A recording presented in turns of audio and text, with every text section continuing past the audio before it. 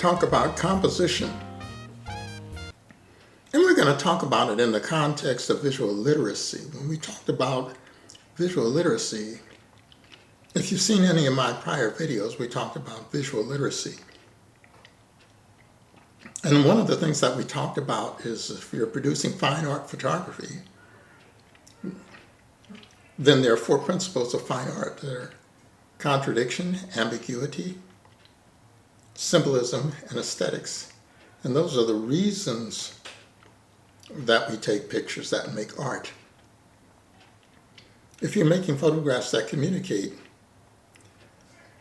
and it's figurative, that means they're people, then we talk about body language and facial expression and supportive elements. That's things in the photograph that help tell the story. But those are just the reasons we take pictures. The way we take pictures is by using composition. Composition helps us simplify the image so we get to the subject and we can see the subject with fewer distractions. There was a photography teacher that I had that told me to use the KISS principle of photography.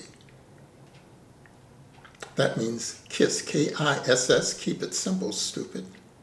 Now, I wasn't stupid, and neither are any of you, but you know, that principle applies. It makes it real easy to understand how to make a picture to the point so that you don't have distractions.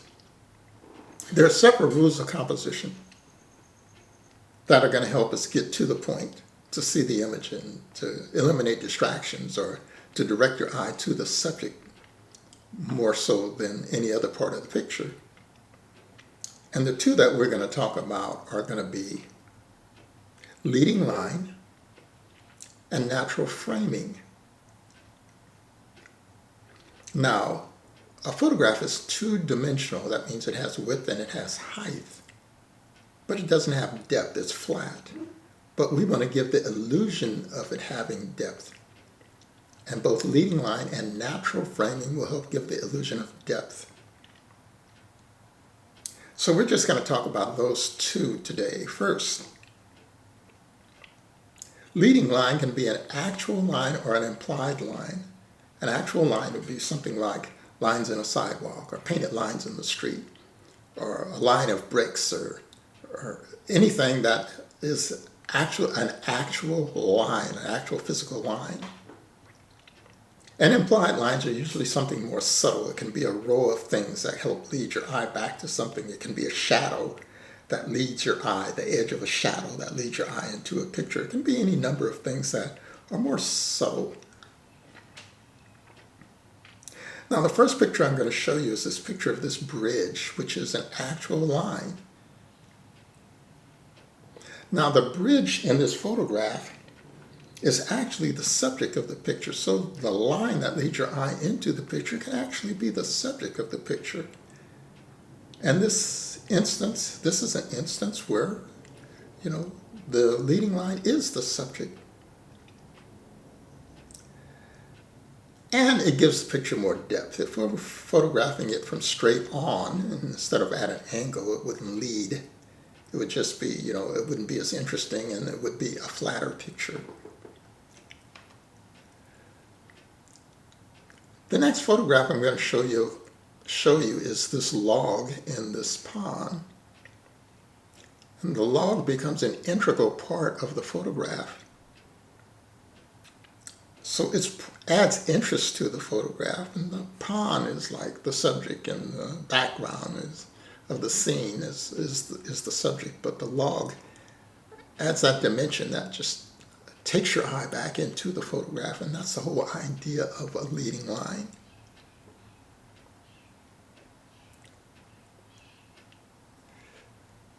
Now, this next photograph is using actual lines, the line of a sidewalk or a walkway, and it interrupts the subject. So it's not leading your eye to the subject, but it interrupts the subject because you look down the line and your subject just happens to be there. And it also adds depth because it just continues to go back past the subject.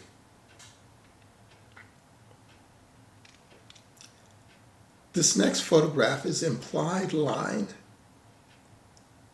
Now, the landscape designer that designed this landscape designed it with an S-curve created by the raked sand that actually forms it's supposed to simulate a water or a river.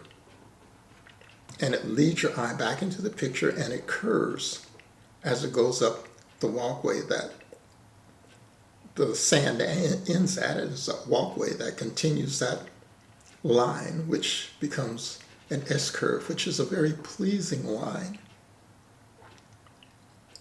And photographers and artists have always looked for S-curves in the work that they produce because it's such a pleasing line. It's much more pleasing than just a straight line. And even industrial designers use it in their designs. You know, when you look at a car that has that curved sweeping line, or you look at a Coke bottle, you know, they include those S-curves because it's such a pleasing line.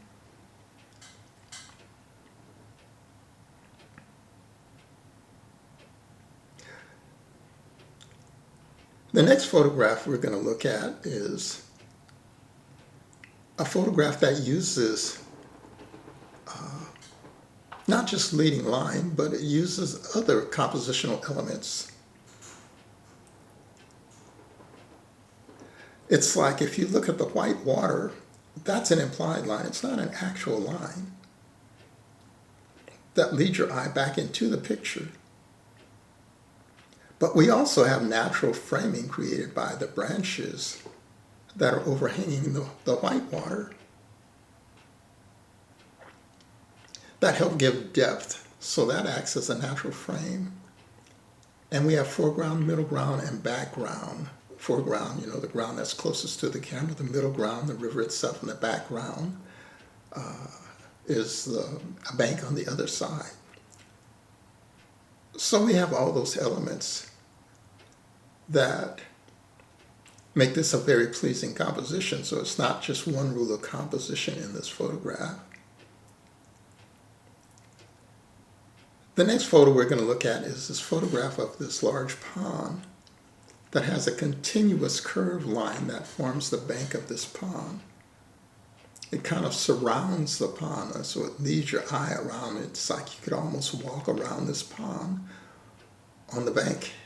So it invites you into the picture.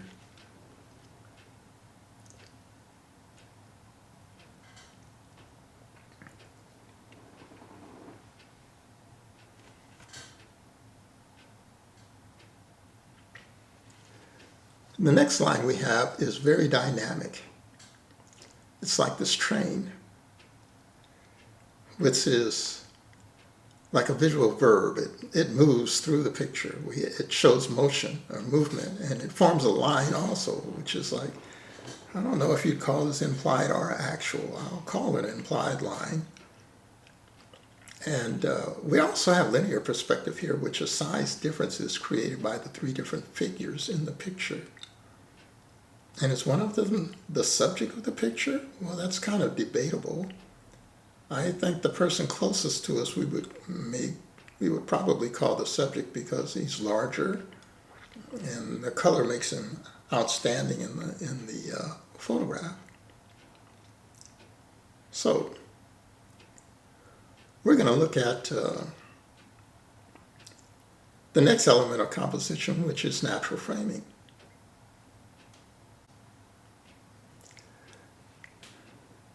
The branches overhanging this waterfall, in this photograph there's a waterfall, and there are branches that are overhanging the waterfall that act as a frame. Now if we didn't have this frame, that waterfall might almost be lost in the photograph because it's so subtle. So this frame really accentuates something that's real subtle that could actually be lost in the photograph. So the frame it's very important to this photograph.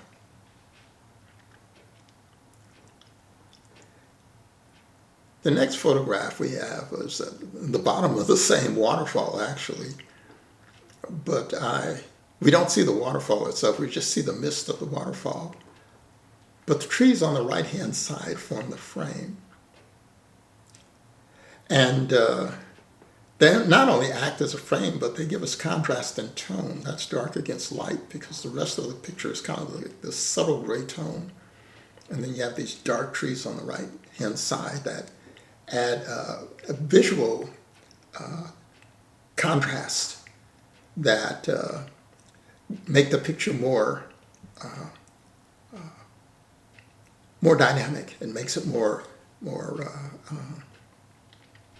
interesting because it's not flat. So we have natural framing here, and it would have been easy to just move the camera over a little bit and not have the trees on the side, but I thought not only did they act as a frame, but they added that element of contrast that would make the picture more interesting or more dynamic. The foliage in the foreground of this next photograph are very brightly colored compared to the background. That's because we're using not just one rule of composition, but two. One, of course, is natural framing. That's what we're talking about. But the other is aerial perspective, when things get lighter in tonality and the colors kind of become more muted because of distance. That's aerial perspective. And whenever we're shooting these large landscapes, these huge landscapes, we have this atmospheric haze that can add depth to a picture, but we do need to have something in the foreground to keep it from looking flat.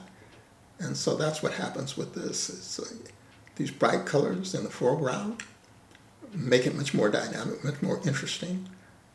And then you look for the subtleties in the background. So we look in the foreground first in this one, and then our eye goes to the background, which is usually the opposite of how we would expect natural framing to work. This next one, we have small trees or branches in the foreground, and we usually think of natural framing as something on the sides or the top or the bottom that we look past, but in this instance, we're looking through the branches, and they act almost like a screen that we want to walk through to see the waterfall. So they almost invite us to walk through them, to walk past them. And I think that's what makes this photograph much stronger, is because it makes us want to move into the photograph to see more of it. So sometimes you have to think further than just the obvious, because when I took this picture, the first thing I did was walk up as close as I could to the waterfall. And I said, well, this is nice. And then I moved back and it's like, this is better. So sometimes just taking the time to look at what we're taking a picture of from more than one perspective, if that's available to you.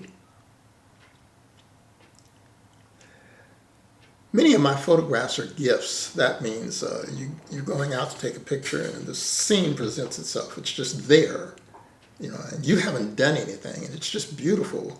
And how you handle it determines your ability as a photographer, some of the skills that you may have picked up. However, this photograph is not a gift. It's a photograph that's wholly made.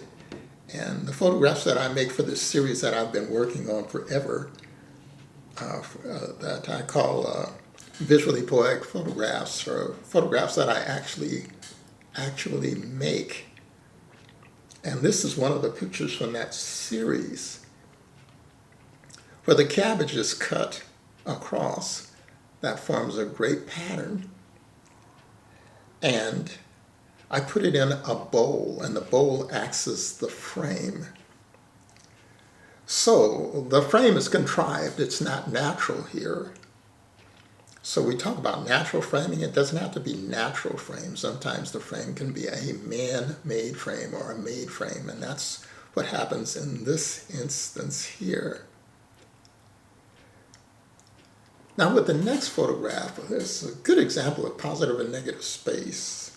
The subject occupies the positive space, and the space around it is the negative space. Your subject should generally occupy about a third of the picture area or more. And that's the positive space. In this photograph, the subject is the shadows that are very small. And so, when you think about this idea of positive and negative space, this photograph shouldn't work. But because of this strong frame going around the edges of it, all four sides, the subject, even though it's small, doesn't get completely lost. And so sometimes those rules kind of like go out the window when it's something that just makes sense to shoot it.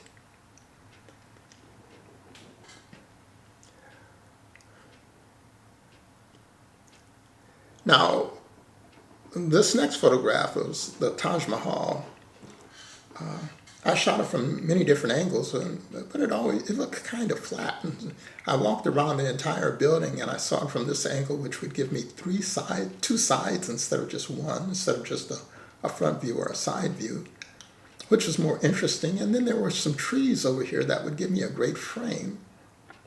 And so I'm getting ready to take the picture, and I see all these people in the front of the building, and I say to myself, that's such a distraction. And then I said, oh, no, it's not a distraction. It gives scale. Because without the people, you would see the building, but you would have no concept of how large it was unless you saw the people in the foreground. So they become very important to the picture, very integral to the photograph.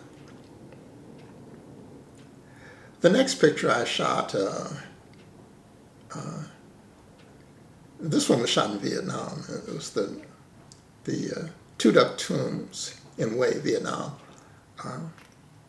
And so it's a very elaborate garden that had been laid out hundreds of years ago.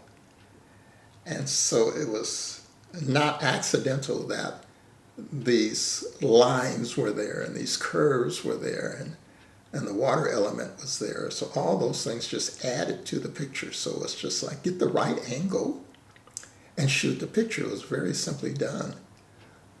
I was looking for the best angle to shoot this from. And I don't know if this was the best angle, but it works for this photograph. So there we are. The next video I'll do will be on two more of the rules of composition. I'll do two at a time. But I hope you liked this video. I hope it gave you some information. And if it seems like I'm teaching, I can't help myself. I was a teacher for 36 years, so, I am teaching. But, we all have growth. And I hope you grow from this. And I'm still learning too. So, we all grow. We never stop. So if you like this video, give it a thumbs up and tell your friends, and maybe they'll get something out of it if they're interested in photography or just looking at photographs. I do have photographs on my website and on my YouTube. The ones that are on my YouTube are almost all my project that I've been working on for the last 40 years called Visually Poetic Photographs. So you won't see any of these or very few of these kinds of photographs on there. These are pictures that I just kind of taken whenever I go places because, I travel a lot. I like to travel. And I take pictures just like anyone else. So give it a like if you like it. Look for the next pictures in the series, and I hope to see you there. So we're going to leave this right here. So thank you very much.